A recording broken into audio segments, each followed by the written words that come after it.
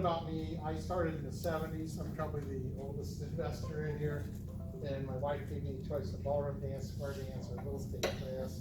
We took the real estate class, and within 6 months, I had done 26 houses. So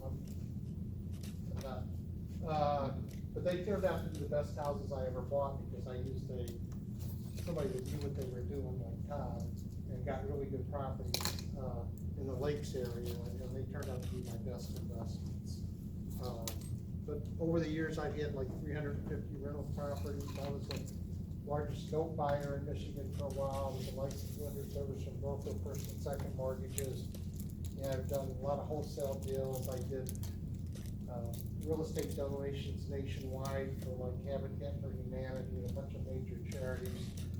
And that's kind of my background. And out of all that, I had some incredible failures and learning experiences. Right before the market crashed, I crashed, and so I'm full of a lot of advice about what not to do, and the dangers of buying too much and spending too many plates. Today, I make my money off the internet. Todd has a trash business, and I have a dumpster company that I work with, and I'm kind of partners in the profits.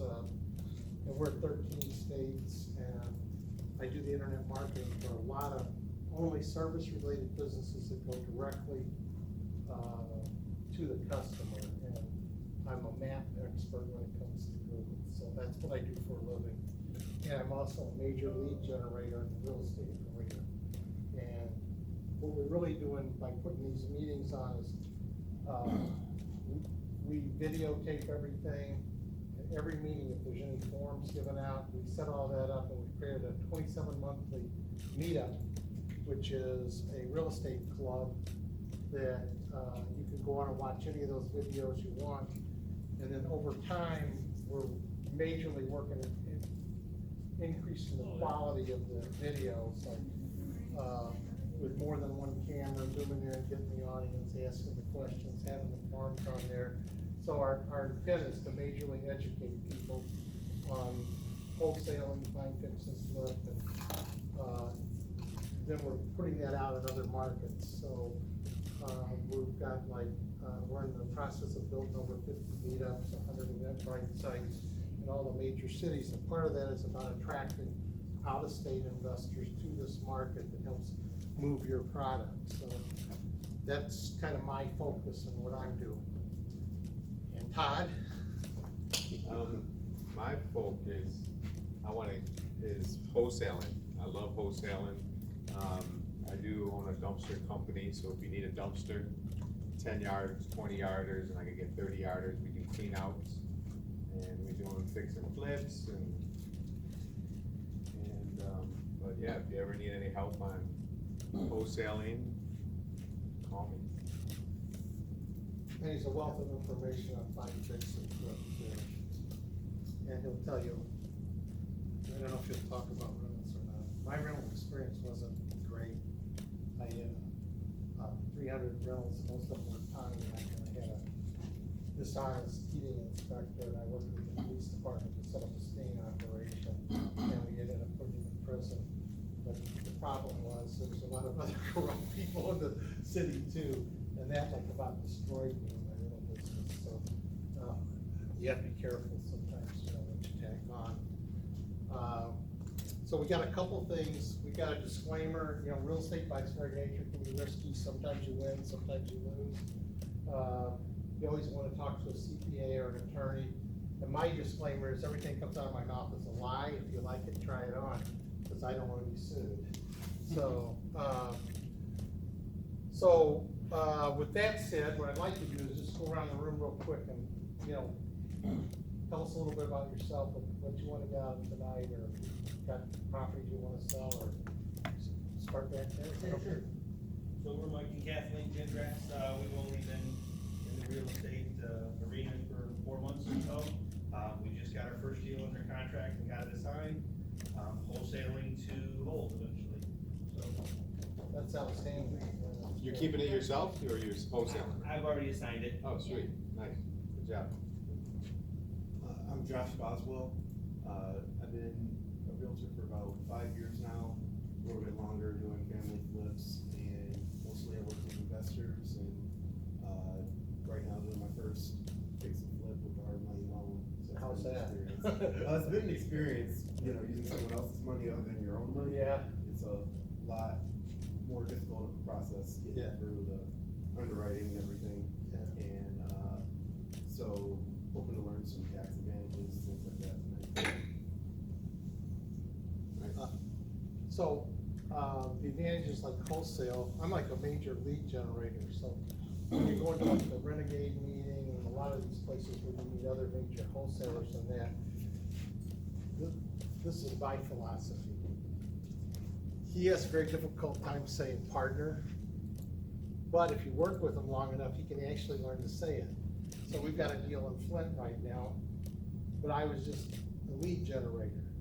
But if it's a good enough deal, you don't have to do the rehab. Somebody else can do it, so, and then you can get, I've got really good, deals put together doing that, so that's just something to think about. We're actually gonna do, a class on just lead generation, and how you can go about doing that. You know, it's all a numbers game, anybody that's doing wholesaling knows that. If you've got enough deals, and if you've got the right people that go to all the meetings and that, you can put companies on partnerships. So thanks. Hi, good evening, everyone. I'm Donaldin McBride. I'm the mother of Jeff McBride. And I'm new to wholesaling. I'm excited to learn the process of wholesaling. Anything that wholesaling can bring to me would bring financial freedom, where I won't have to continue to work a 9 to 5 and work 2 jobs. So that's my goal. And your mom is really proud of you. I am very proud. Master's accounting, really good deals. And she don't mind telling people. Jeff McBride, wholesaling right now primarily. I've been doing it for under a year, been able to close a few deals, see a lot of familiar faces, and just, you know, in passing that I've met, so, looking to get my license right now, and hopefully get my first fix and flip soon. Yeah, that's really good.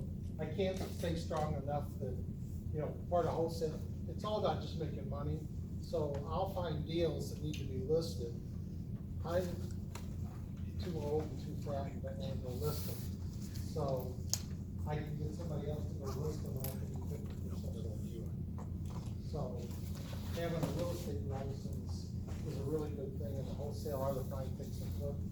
Because then you've got the ability to comp stuff, but most of all, you've got it'll make you a lot of money over the years. You can sell your That's flips. that's a really wise move on your part. You can sell your flips also. Oh, yeah. Yeah. Talk about that for a second. Yeah, it's just, I mean, you're giving 3% away, you know, I always have an agent, I've been a licensed agent forever. But just recently, I'm gonna start, you know, my son just got his license, so he's gonna list it, and I'll give him 10%. And, you know, teach him how to do it, you know, he can do all the paperwork, and he's probably got recently, just in the last 5 months, or however long he's been an agent, I don't know, a handful of listings from me, I think. Yeah, still. And without that, I would just probably walk away from those deals. But now it's steady income coming in. It's good. I'm Raj, I'm a buy and hold investor. I've been in this business since last 4 to 5 years, and I'm looking more properties to buy and Good. Hi, everybody, how you doing tonight? Jeff Shep, local real estate investor and also an agent with Villa Real Estate. Do wholesaling, do some flips, do some wholesaling. About it. It's good. Yeah, and anybody that's thinking about getting a real estate license or has a real estate license, I'd highly recommend talking to Villa because they've got ongoing training. There's a ton of real estate investor type people there. They're an investor-friendly real estate company, and Jeff Rabinowitz. I'll look at anything that's interesting and has a chance to be profitable. So you're still doing note buying and funding people? I don't buy very much, but I fund sometimes. I'm cutting back a lot. Okay. Cutting back everything a lot right now. Frank's gonna be our speaker, so we'll introduce you in a minute, so. I'm REI Alcini. I'm a villa agent trying to be an investor. I have a couple things going. I just in the process of selling my first bank-owned property. It's been a learning experience and a big adventure. Thank you, Maureen. My name's Joe Petrella, and I am the son of Frank and Lori over here, and I'm trying to learn as much as I can so I can be a participant. That's good. And this is Mark Adams. He's our photographer. He's an REO agent, a BPO agent, and is swamped with that kind of stuff. He's a really good resource if you're looking for deals that nobody else knows about. You should talk to him in William State. And this is Jeff Nelson. He works with me, and we do a lot of video production and internet marketing together. Thank you. My name is Jane. I'm a buy and hold investor. I've been investing since last year, July. I just need to finish what I have on my hands and start looking for my own deals. I'm gonna get my license next year. That's my goal, hopefully. I can accomplish that. But, yes, I want to start looking for my own deal and cherry pick, and if I can sign it to somebody, I will. If not, okay. No, that's really good. Yeah. My name is John Fox. Got two houses down in Detroit. First one I bought in February, second one I bought in September. I'm chasing out all summer.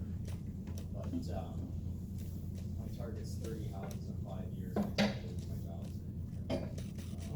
There's other ways to, realize things that, but 30 could be quite well. My first house was actually back in 2007 when we did it all wrong. That was right before the crash, and I bought it as a student living up in Flint. And I went to Kettering, and I did rented back out to students. My job sent me to Germany. I came back, and I don't have a place to live. I was gonna take my house that I owned. That terminated my rental experience. Lost that one in foreclosure, so restarted. And up and running. That's good. Hi, my name is Karen Polipsky. I'm just getting into fixing and flipping. I don't know if I wanna get into rentals, but basically fixing and flipping. The burr. Yeah. I'm Derek Weaver, and I've been in the real estate industry for 14 years, done a little bit of everything. Started out as a realtor, then a property manager. Bulk of my experience is in multifamily, but I've also done commercial management, office, retail, industrial, a little bit of everything. I guess I'm here today because I've kind of made a commitment to myself in the past couple of years that I'm looking to improve my understanding of different tax strategies and tax advantages. So I'm here to learn on that. That's good. My name's Matthew Brown. Basically my history is my wife and I have been married for quite a while, 20 years this year, and we've traveled for work, and so we've been buying houses, whether in Michigan or Minnesota or California, Tennessee, Minneapolis, Minnesota, and I'm fairly handy. I grew up in trades, so we remodeled those and sold all of those, and so we've been buying houses and selling them every 2 or 3 years, and we're on number 8 right now. So are you camped out in this market for a while? Yeah, I hope so. I'm tired of moving because most of them have been across state lines. So we got young kids now, 2-year-old and a 3-year-old, or a 7-year-old and a 3-year-old, and so we've been trying to get into this real estate thing. My wife got her realtor's license, and I got my builder's license. I got her realtor's license, and studying for my insurance agency. I've been a claims adjuster by trade, that's why I traveled so much. So I've got a lot of weird experience, and I'm trying to figure out the investing thing. We've got our first fix and flip right now, and we went way too overboard on it. We're gonna get out of it in a couple months, which is good. It's not gonna hurt us this time, so, here to learn about the tax stuff and just generally get a feel for the community, and try to figure out, you know, taking my next step, I guess. Yeah, that's good. There's some really good people in this room, so you know, if you, in the real estate game, you aren't really in it unless you're going into some failures. Anybody that's, so how to deal with those failures, there's some people that really know how to do it. I'm a good example of that.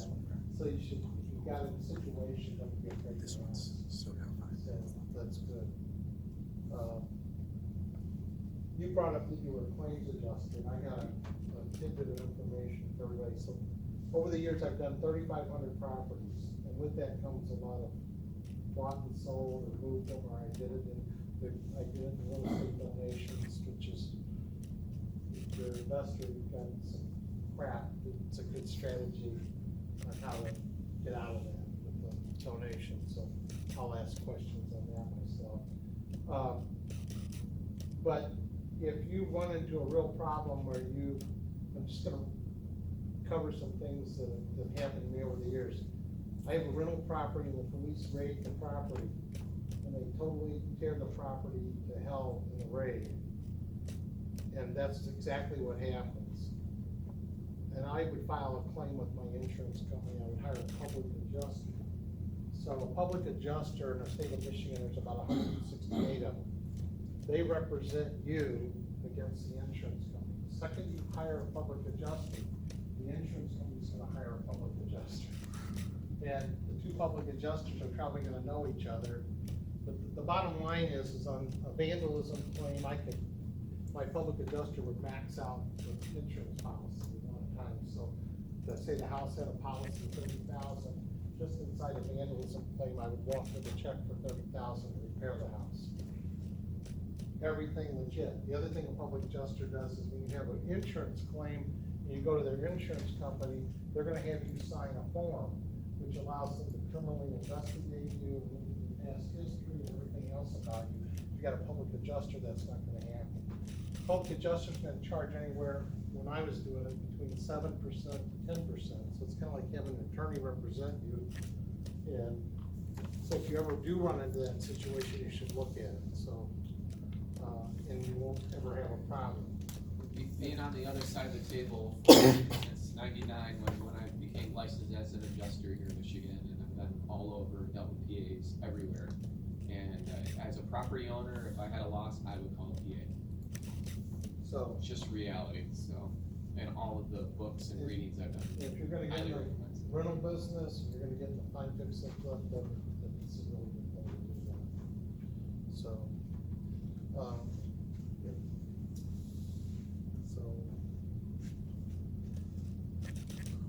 So we talked a little bit about our club is it's $27 a month. We do 3 meetings a month. They're all videotaped.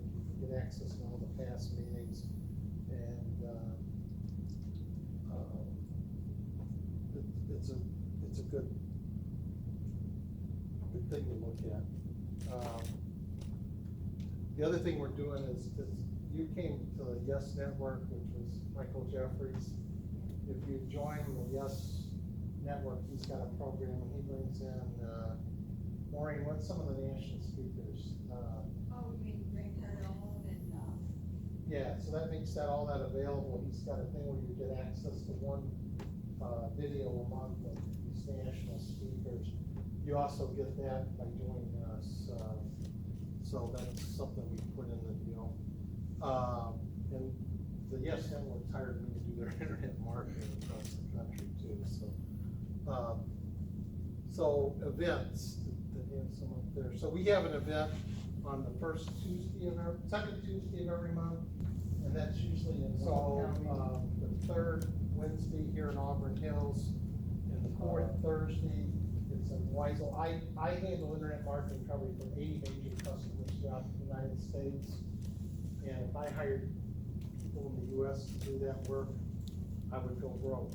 And most guys that are major real estate investors are hiring somebody to do outsourcing. So anywhere from $600 to $800 a month, you can get all of your internet marketing and a full-time person working 40 hours a week and generating leads. So we're basically going to show you, I'm going to show you everywhere I get people to work for me and how I generate leads.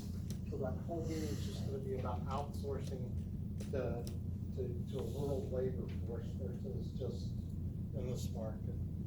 And you've outsourced using the Philippines. Yeah, we had one in Mexico actually, and a few in the Philippines. And they would keep my calendar, call my lead, follow-ups, whatever I asked them to do, they did a great job. So that's what that means about. And then we've also got a local person that does, like, I just sold a property in Tawas, so I turned all it is in the PA side, I turned it over to somebody that would handle the closing and take it all the way to fruition. So she's gonna be there. We're gonna talk about how you can get purchase agreements filled out, how you can get deeds, how you can claim for interest, all the stuff that you would normally do as a real estate investor. She'll do for you, and she's got it on a la carte, so we're gonna let her talk, and we're gonna cover what she does too. So like, it's kinda like everything you need to do to be a one-man band and have a whole team behind you, so. There's a couple more events. Renegade. Yeah. If you haven't been to Renegade, that's one of the best events. It's the first Tuesday of every month at Shields Pizza. Has anybody not been to Renegade yet? Okay, so Renegade, you go there, there'll be 90 to 100 wholesalers there, real estate investors, people that fund stuff, and I think it's one of the best events for meeting people that are actually out there doing stuff, okay? And it's a very good networking meeting, and also if you're looking for stuff and you're trying to find a really good deal, just get up and say what you're looking for, and then they'll find it. So that's a really good meeting to go to. And then I have one on the third Monday of the month, which is this Monday coming up at 6:30, also at Shields Pizza. It's more of a networking event.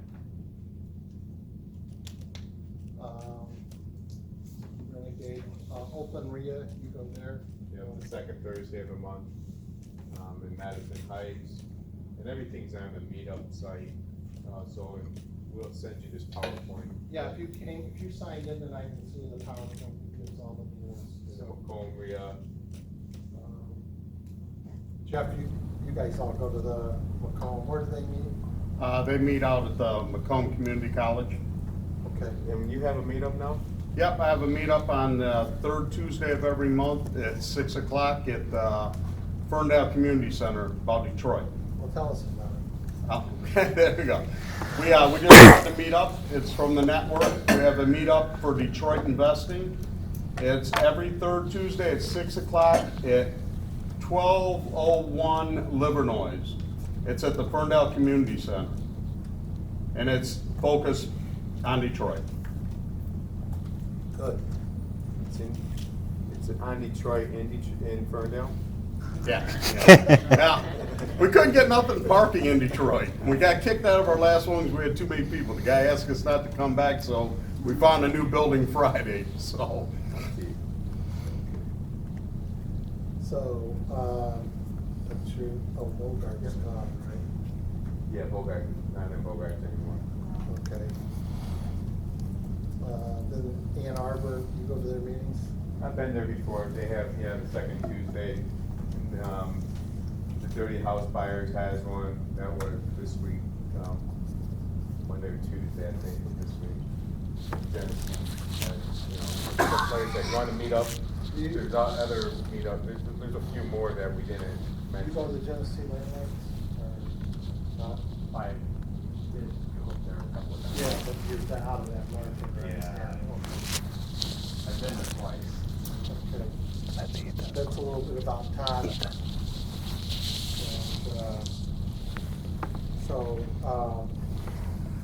we're good?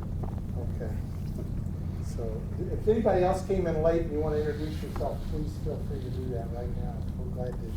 Go ahead. Yeah, my name is Jay. I do single family residential, mostly affordable housing, Section 8 in Detroit. Currently managing 25 properties. Oh, that's a lot. So are you willing to? That's come? why I'm losing my hair. Yeah. So are you willing to come talk a little about the Section 8 program sometime? Well, yeah, why not? Sure. Yeah, okay. It's not easy, but it's doable. Well, I have a 8-bedroom house in Detroit on the west side. It'd be great for maybe veterans or something like that. Yeah, It's we a can true talk. 8-bedroom house. Only You know 30. me, Doug, right? Yeah, if you've got deals, don't be afraid to bring them up here, you know. So. Hi, sorry I came late. My name is Judy Ty, and my husband and I are looking to buy our first property. We have a property in mind, so we want to get set up. So we're really close to doing the deal, so we're excited about that. Other than that, my mom has 10 properties in Hazel Park, so I help with tenant issues when that comes along, so it's given me some good practice. So you've been raised in it. A little bit. Yeah. So I'm looking forward to meeting you guys. I really want to meet people that are doing investing and network with people so I can learn more from people that are already doing it today. That's great. Anybody got issues or anything they want to talk about that we help on or questions?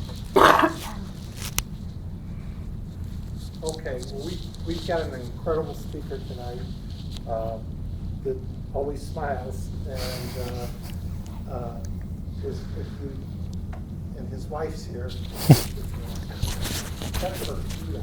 She always got different shoes on. It's pretty good. So, and I like it. So, and I even told her what pair she was wearing for her. So. I'll be shopping this week. Good. I always want to, and Frank, you gotta take care of him. I need more shoes, honey. But let's bring Frank up, the CPA, and what I love about Frank is those all the events that he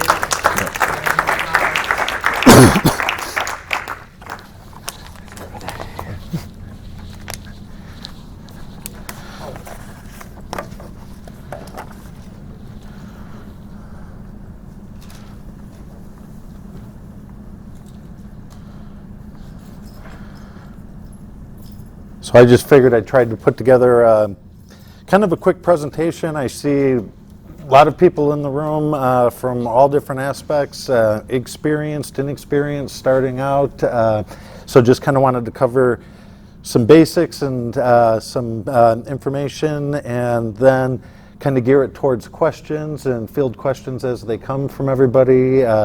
We can stay concentrated on 1031 exchanges and stuff, but I think really being able to cover the broad array of different things, and as everybody has questions, and kind of field them from there. So I'm not good at doing PowerPoint, so I tried to do my best at putting something together to give us something to talk about. Let me see here.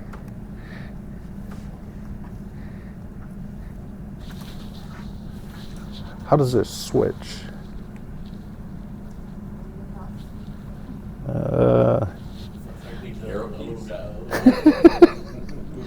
your technical guy? Technical woman.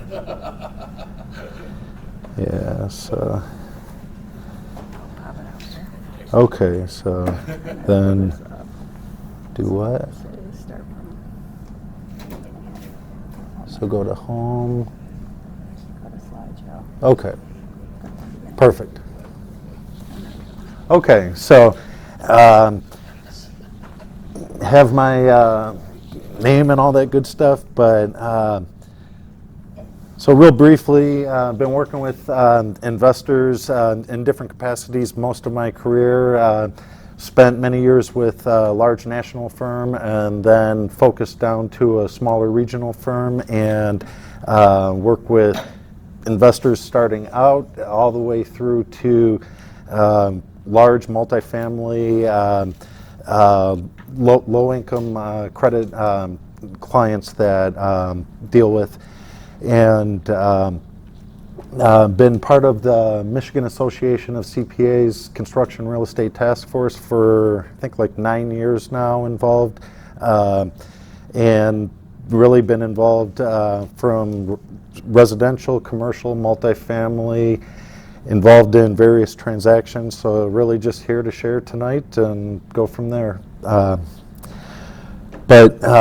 as Mark says, disclaimer, don't sue me. Everything's kind of general of nature, and always able to focus more on your case, because one of the things I like to say is what works for you may not work for you and everybody's situation. So really when it comes down to taxes, liability, operations, number of situations, how that's going to work out. So as Mark and Todd say, everything I say tonight's lies, and we'll talk more closely, another time.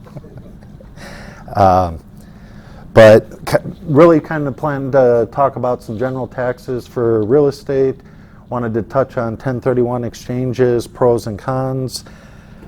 Touch about cost segregation, because some of those concepts really get into the depreciation strategies, and I know there's a lot of talk with depreciation and when you renovate a property and rehab it, what qualifies for accelerated depreciation versus just standard 27.5 year or 39 year, depending on the type of property, and then really how that incorporates to your business structure depending on taxes. And then just really, I know there's people that tap sources from different transactions of borrowing money and different sources, so I think really be able to cover everything. And as I go through some of the details, feel free to throw questions, and then we can kind of tune it up to questions. I did bring something to write on as working through maybe some examples if people have questions, and so I'll kind of start from there. So one of the biggest questions I run into is everybody says they're a real estate investor, and I really like to narrow it down. I know there was wholesalers, funders, buy and hold. Really from a tax standpoint, getting a handle on what hat you're wearing, whether it's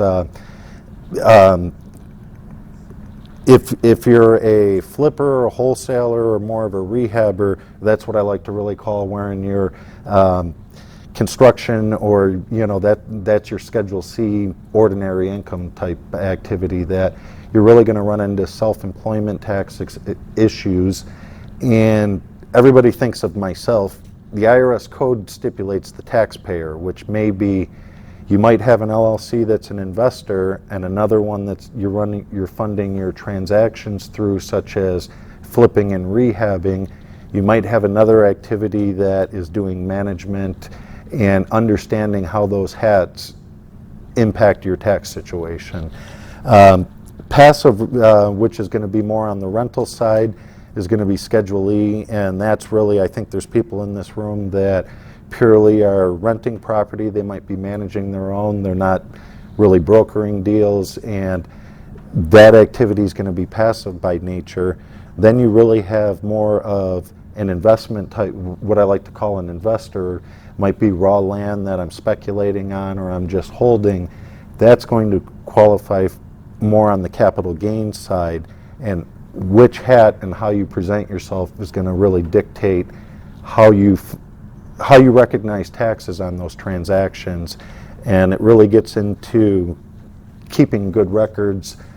So when I talk about different hats, that's kind of what I'm referring to. Sometimes you're an investor, sometimes you're actively doing it. I might be rehabbing a house, but I can hire anybody in this room to go do that job for me.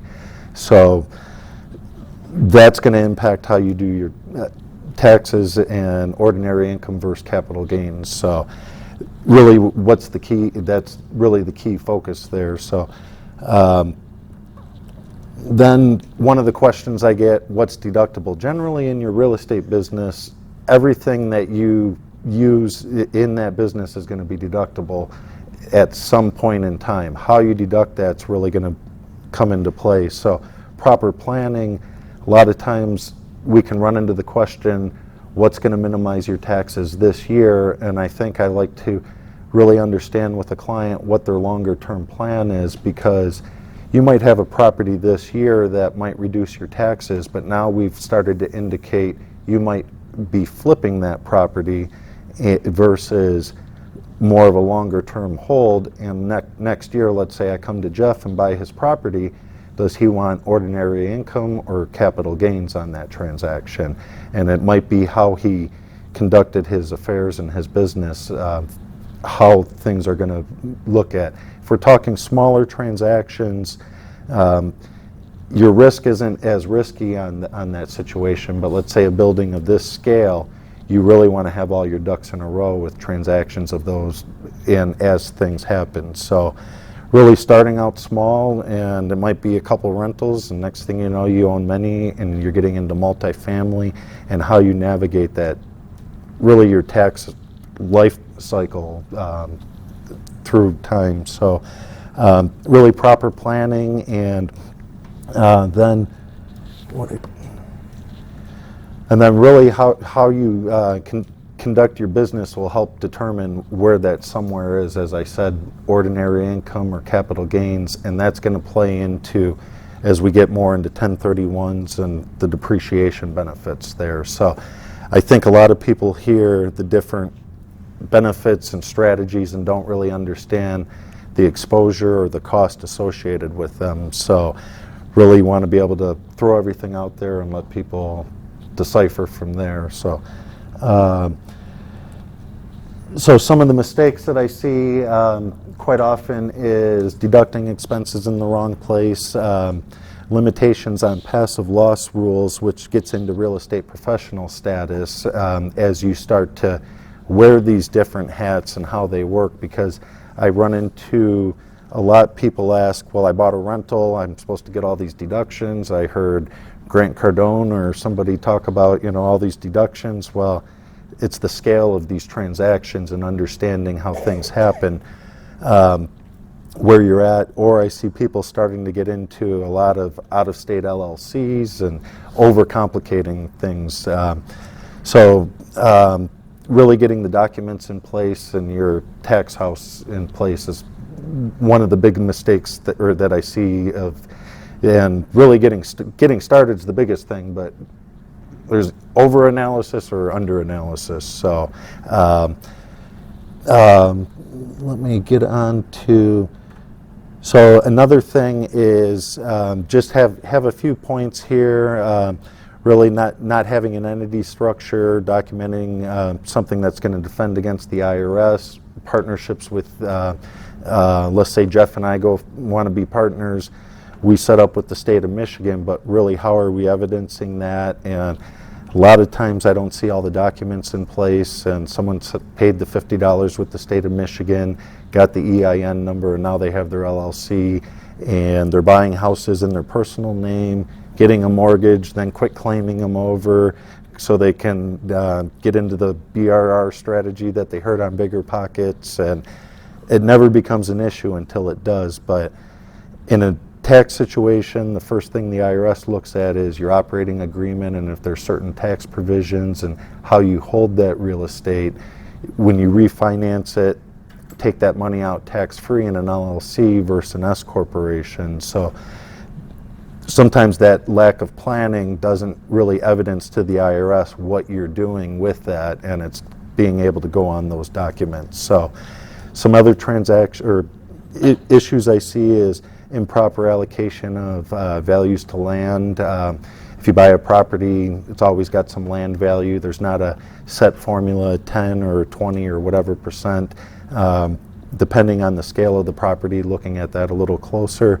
And then really, I think as you navigate from smaller single family into larger transactions, understanding all the benefits there, such as 1031 exchanges, cost segregations, and how that's all going to play in there. And then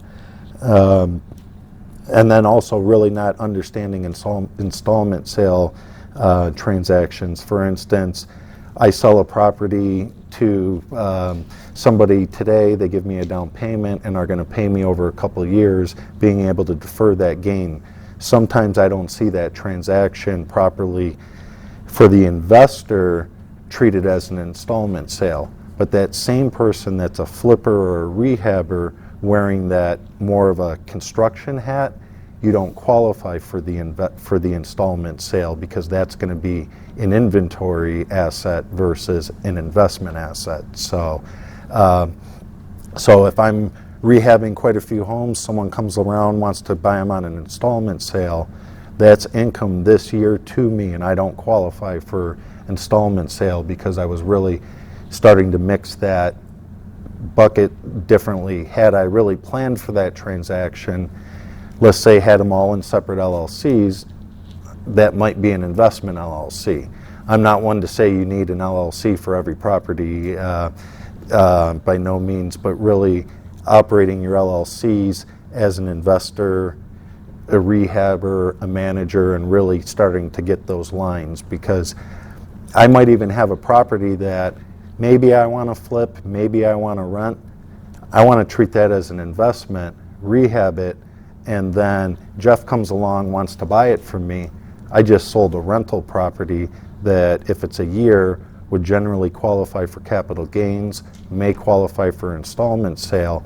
But if my pure intent was to flip that property, that's going to be ordinary income that's going to be at a greater tax rate. So being able to plan that, and if you just do all your activity through one LLC, you really muddy that water, and the IRS is going to say, we don't know what you're doing, it was all ordinary income, and charge you the most amount. And So if you are an investor and you do wholesaling and you also do rehabbing, you do buy and hold, which would be passive as opposed to the ordinary income of the other two, would you have a separate entity for all three? Or for each one, for the passive and the ordinary income, would you have a different LLC for each of those? generally, depending on the size of the transactions and the frequency.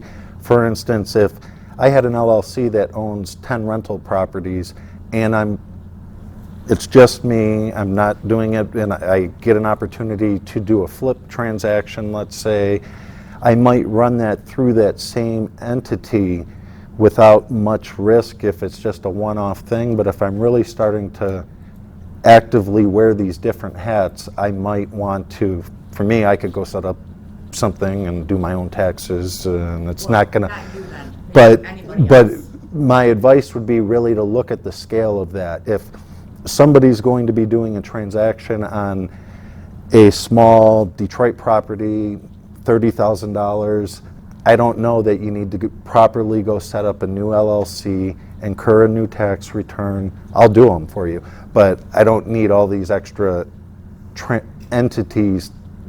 If it's going to be, if you're going to start to wear that hat, I would say you might want to start to consider it. But so there's not really a set in stone, but if I'm going to start to do some flips and other, I might want to move that ordinary income into its own entity.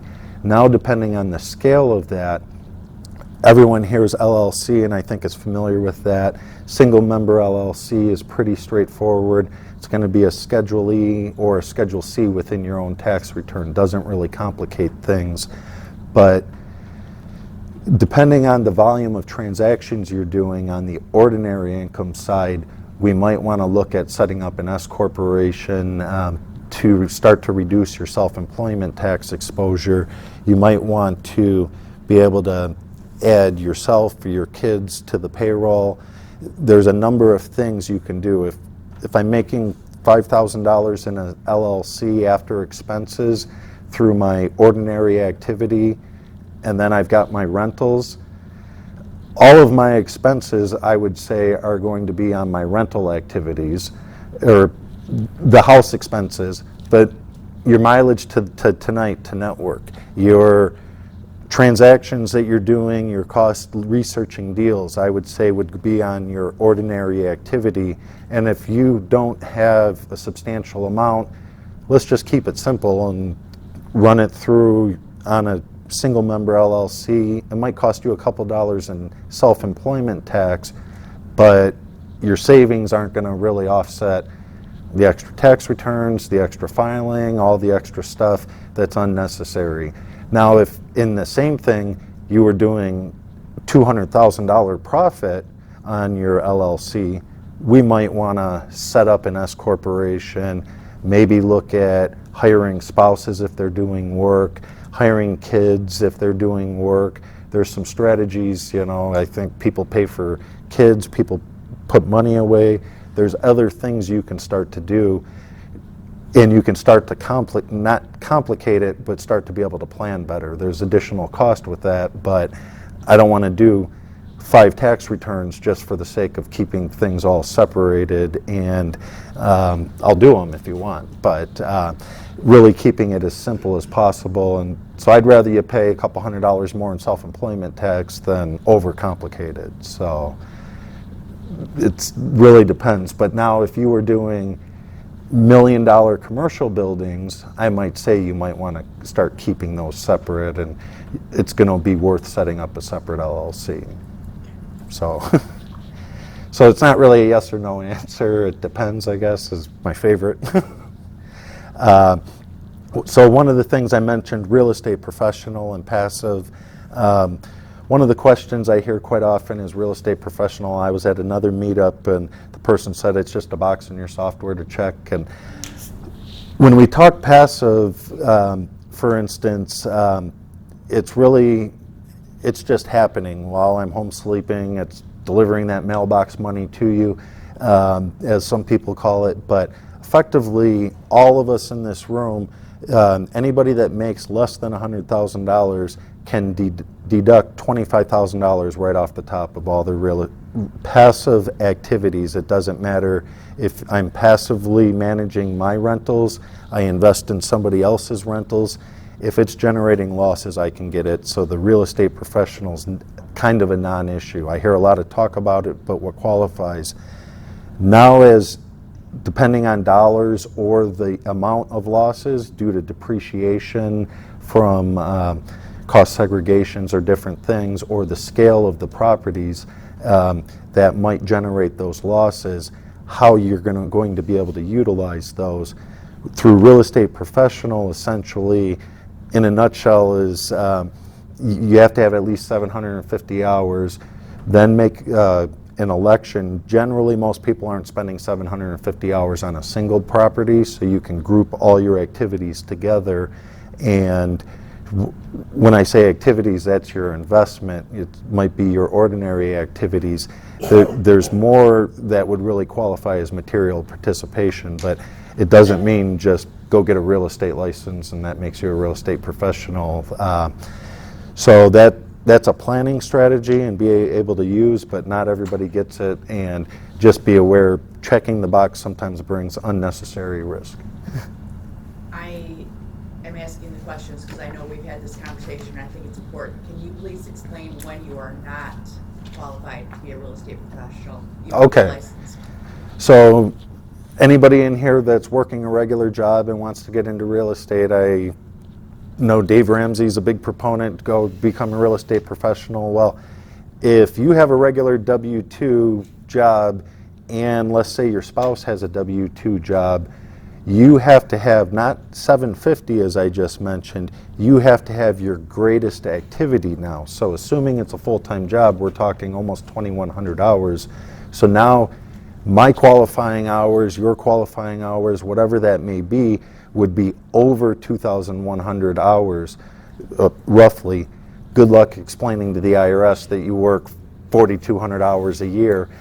I did have somebody this year that I said, I'm not doing your tax return, pick your stuff up. And he and his wife were both full-time employees, had some substantial losses, and I referenced the code and said, clearly I can't do this. He picked it up, never questioned it, and I think he might have been CPA shopping of whoever was going to check the box. But So there's a little more than just checking the box and filling it out. But now on another note, let's say you have a full-time job or your spouse does. If one of you qualify, essentially for tax purposes, you both qualify. So if, let's say, husband and wife, one works, but the other one is a full-time, qualifies for real estate professional, but you have 50-50 ownership or different things with the husband and wife, for tax purposes, that unit is a real estate professional and effectively. So as you get into larger deals, you might have a situation that positively cash flows but is generating depreciation losses, and that's really the best of both worlds, minimizing your tax exposure while you're putting cash in your pocket. Some of the smaller rentals aren't going to necessarily cash flow like that and do that, so just by buying a good deal, you're not going to get all these deductions if you didn't pay for it in the first place. But we have a good market like that, but now being able to plan for and reduce that. Did that kind of answer that? Yeah. Or, so one situation here, quick court case this year, or actually last year, real estate investor owned five properties, amounted to 8 units. He elected real estate professional. The other investor owned 2 properties and elected real estate professional. They're both audited. They both take it to court. Generally, you'd think the guy who has more properties did it. Well, he wasn't keeping proper records and proper logs. Audit came, he handed the IRS his logbook, showed every weekend he was working. Part of the audit was his credit card bills showed he was on vacation during certain weekends and didn't really coincide with that. So planning after the fact or a year from now in an audit, so those are different things that come up, and really being able to look at that. And so I know all of us aren't probably the best at still balancing our checkbook, but the better habits you get, the better you're going to start to be able to differentiate your activities as you get into holding, investing passively, investing directly. So that's kind of some of the basics that I think are sometimes not clarified from a tax standpoint, and how you structure things from a tax standpoint may be different than a legal standpoint, but now as a landlord, maybe you want to own them in your name personally. So there's really those different factors to understand what's going to work best for you. I can tell you the different tax things, and whether you own it in this complex structure or all in your personal name, taxes might wash out to the same number.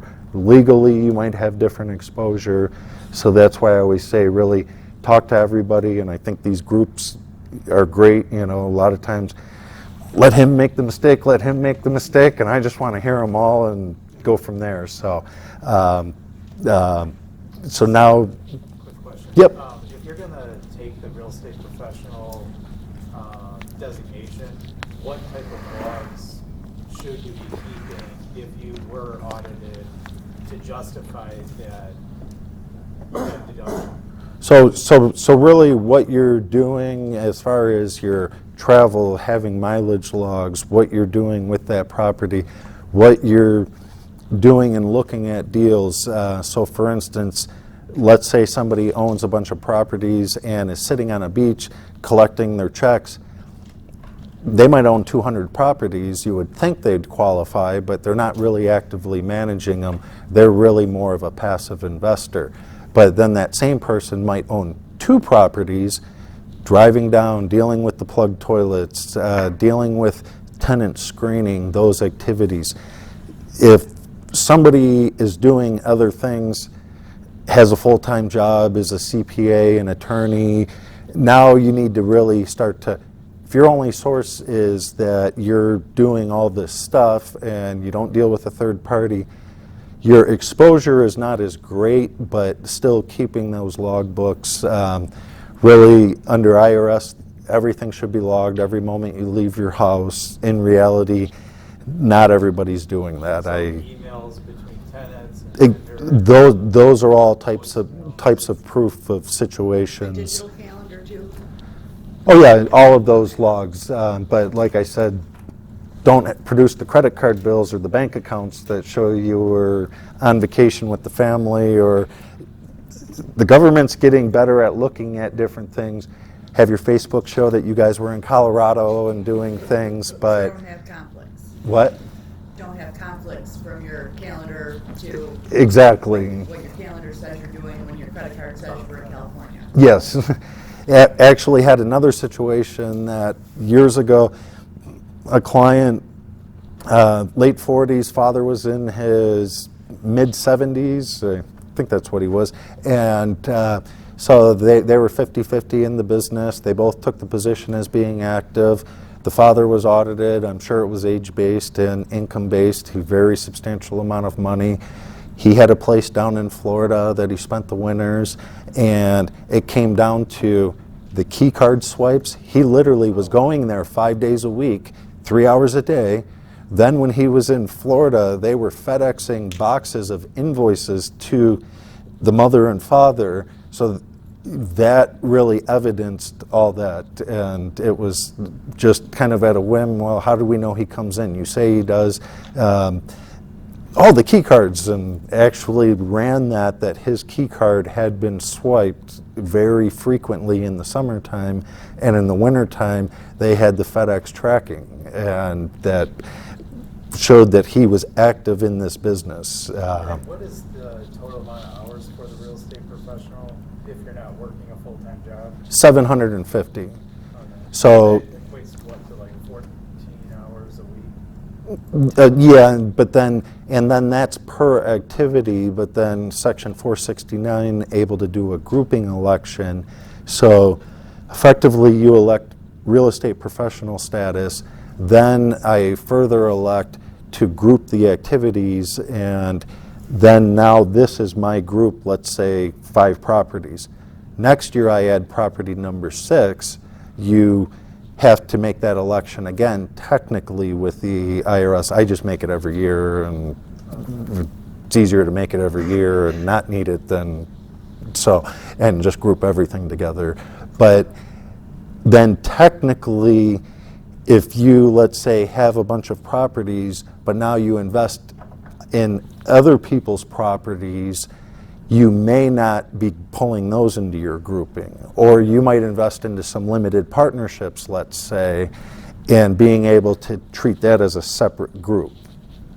So, so I mean, you can't have, let's say, potentially a bunch of profitable rentals and go invest in a bunch of limited partnerships and REITs and stuff that are going to kick out tax